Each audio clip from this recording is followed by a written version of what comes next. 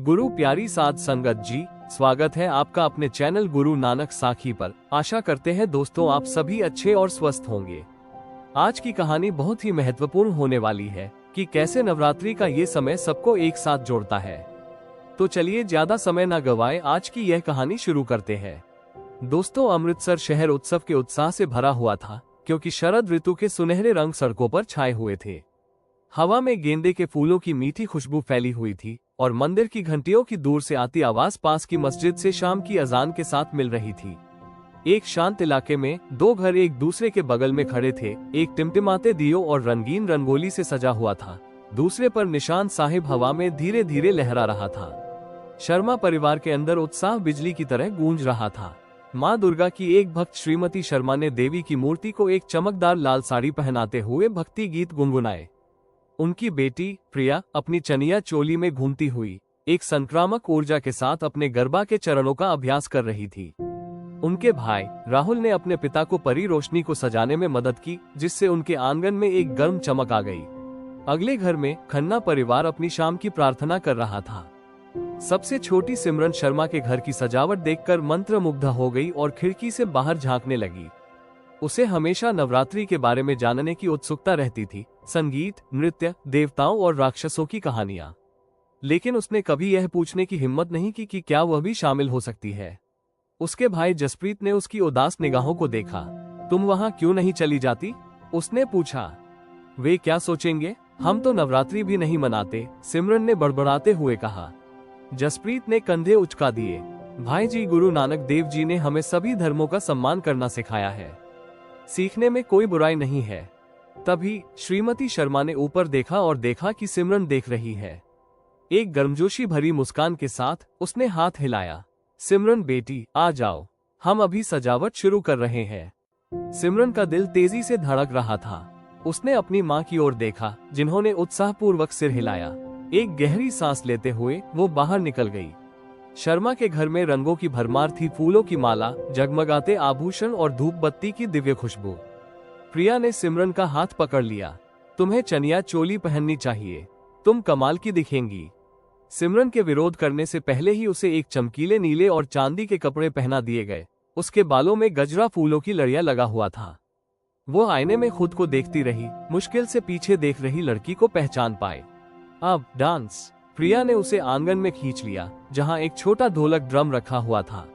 जैसे ही लयबद्ध धड़कन शुरू हुई, सिमरन हिचकिचाई। मुझे स्टेप्स नहीं आते, बस मेरे पीछे आओ। प्रिया ने बुनियादी गरबा चालें दिखाई, साइड स्टेप्स, ताली, घुमाव।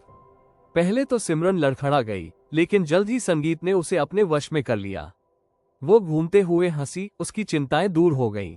बालकनी से जसप्रीत और राहुल ने देखा। मजे से, लगता है कि वो स्वाभाविक है, राहुल मुस्कुराया। मी खन्ना, जो चुपचाप देख रहे थे, उनके सीने में एक अजीब सी गर्मी महसूस हुई। वो हमेशा अपनी परंपराओं को बनाए रखने में विश्वास करते थे, लेकिन अपनी बेटी को इतना खुश देखकर उन्हें पुनर्विचार करना पड़ा। पापा, आपको भी शामिल होना चाहिए, सिमरन ने पुकारा। इससे पहले कि वो मना कर पाता, श्रीमती शर्मा ने कहा, हाँ सरदार जी, नीचे आइए। जितने ज्यादा लोग उतना अच्छा। एक हंसी के साथ श्री खन्ना ताली बजाते हुए सीढ़ियों से नीचे उतरे। जल्द ही श्रीमती खन्ना भी शामिल हो गई। उनके हाथ संगीत के साथ सुंदर ढंग से हिल रहे थे। उस रात तारों से भरे आसमान के नीचे दो परिवार एक साथ नाच रहे थे। अगली सुबह जब सूर्य की रोशनी स्वर्ण मंदिर को सुनहरे रंग में नहला रही थी, शर्मा परिवार उसके प्रवेश द्वार पर खड़ा था, अपने जूते उतारकर और सम्मान के संकेत के रूप में अपने सिर को ढककर। हम हमेशा यहाँ आशीर्वाद के लिए आते हैं, लेकिन आज हम सेवा भी करेंगे, श्रीमती शर्मा ने अपने बच्चों से कहा। लंगर हॉल के अंदर सैकड़ों लोग पंक्तियों में बैठे थे और सादा लेकिन पवित्र भोजन खा रहे थे। खन्ना, जो अक्सर स्वेच्छा से काम करते थे, शर्मा परिवार का मार्गदर्शन करते थे। जसप्रीत ने एक बेघर व्यक्ति को थाली देते हुए समझाया, यहाँ हर कोई बराबर है, कोई अमीर नहीं, कोई गरीब नहीं, बस इंसानियत है। प्रिया ने दाल के एक बड़े बर्तन को हिलाया। उसकी बाहें दर्द कर रही थी, लेकिन उसका दिल भरा हुआ था। यह माँ दुर्गा को खुद खिलाने जैसा है, उसने फुसफुसाते हुए कहा। रोटियां बनाते समय पसीने से लथपथ श्री शर्मा ने सिर हिलाया। ये सच्ची भक्ति है, अहंकार के बिना सेवा। जब वे फर्श पर एक साथ भोजन कर रहे थे, श्री खन्ना ने साझा किया, गुरु नानक देव जी ने कहा, यदि आप भगवान से मिलना चाहते हैं तो उनकी रचना की सेवा करें। और हिंदू धर्म में अतिथि देवो भव, अतिथि भगवान है, श्रीमती शर्मा ने उत्तर दिया। दोनों पिताओं ने परस्पर सम्मान की दृष्टि से देखा। नवरात्रि के 8वें दिन अष्टमी को शर्मा परिवार कन्या पूजन की तैयारियों में व्यस्त था। देवी के स्वरूप के रूप में छोटी लड़कियों की पूजा करने की रस्म। श्रीमती शर्मा ने खन्ना परिवार के दरवाजे पर दस्तक दी। हमें गर्व होगा अगर सिमरन आज कंजको युवा लड़कियों में से एक हो। सिमरन की आंखें चौड़ी हो गई। लेकिन मैं हिंदू नहीं हूँ, श्रीमती शर्मा ने धीरे से कहा। देवी धर्म नहीं देखती है, वो शुद्ध हृदय देखती है। एक साधारण पीले रंग की सलवार कमीज पहने सिमरन प्रिया और पड़ोस की अन्य लड़कियों के बगल में बैठी थी। जब श्रीमती शर्मा ने उनके पैर धोए, श्रद्धा का प्रतीक, उन्हें मिठाई दी और आशीर्वाद के लिए उनके पैर छुए, तो सिमरन को एक अजीब सी गर्मजोशी महसूस हुई, मानो किसी पवित्र चीज ने उसे गले लगा लिया हो। बाद में जब उन्होंने प्रसाद खाया तो सिमरन ने पूछा, आप लड़कियों की पूजा क्यों करते हैं? क्योंकि शक्ति दिव्य स्त्री ऊर्जा हर महिला में निवास करती है, प्रिया ने समझाया। ये सभी महिलाओं का सम्मान करने की याद दिलाता है। पास में सुन रही जसप्रीत मुस्कुराई। सिख धर्म में हम भी यही मानते हैं। गुरु नानक देव जी ने महिलाओं को राजाओं और संतों की निर्माता के रूप में सम्मानित किया। विजयदशमी पर नवरात्रि के भव्य समापन पर पूरा पड़ोस एक खुले मैदान में इकट्ठा हुआ, जहां रावण का एक विशाल पुतला खड़ा था। आज रात हम बुराई को जलाएंगे, राहुल ने नाटकीय ढंग से घोषणा की, जिससे सभी हंस पड़े। जब लपटें रावण को भस्म कर रही थी तो श्री शर्मा श्री खन्ना की ओर मुड़े। आप जानते हैं, ये सिर्फ एक राक्षस राजा के बारे में नहीं है, ये हमारे भीतर के रावण को जलाने के बारे में है। अहंकार, घृणा, पूर्वाग्रह। श्री खन्ना ने सिर हिलाया। गुरु गोविंद सिंह जी ने भी अत्याचार के खिलाफ लड़ाई लड़ी थी। सत्य की हमेशा जीत होती है। तभी हंगामा शुरू हो गया। स्थानीय लड़कों के एक समूह ने व्यंग्य किया, इन सरदारों को हिंदू त्योहार मनाते हुए देखो, क्या वे अपना धर्म भूल गए हैं?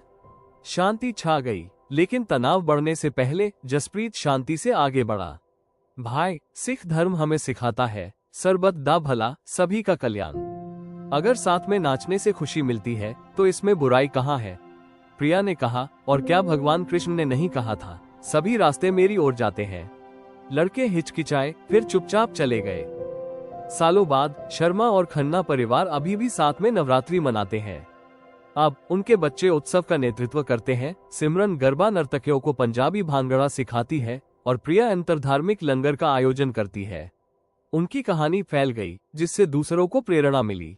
स्थानीय गुरुद्वारा और मंदिर ने संयुक्त समारोह शुरू किए, जहां सिखों ने गरबा नृत्य किया और हिंदुओं ने लंगर में सेवा की। एक नवरात्रि की शाम जब दोनों परिवार एक साथ बैठे थे तो अब बुजुर्ग हो चुके श्री खन्ना ने संतोष से आह भरी। आप जानते हैं, हमने सोचा था कि हम सिर्फ पड़ोसी हैं, लेकिन माँ दुर्गा और वाहेगुरु की कुछ और ही योजना थी। उन्होंने हमें परिवार बना दिया। श्रीमती शर्मा ने मुस्कुराते हुए उसका हाथ दबाया। और यही नवरात्रि की सच्ची जीत है। नैतिक आस्थाएं अलग अलग हो सकती है, लेकिन प्रेम की भाषा सार्वभौमिक है। गुरु प्यारी साध संगत जी, उम्मीद करते हैं दोस्तों आपको आज की कहानी पसंद आई होगी और आपने इस कहानी से कुछ नया सीखा होगा। अगर कहानी सुनाते हुए हमसे कोई भूल हुई हो तो कृपया हमें माफ करना, और अगर कहानी पसंद आई हो तो वीडियो को लाइक और चैनल को सब्सक्राइब करना बिल्कुल मत भूलना। धन्यवाद दोस्तों।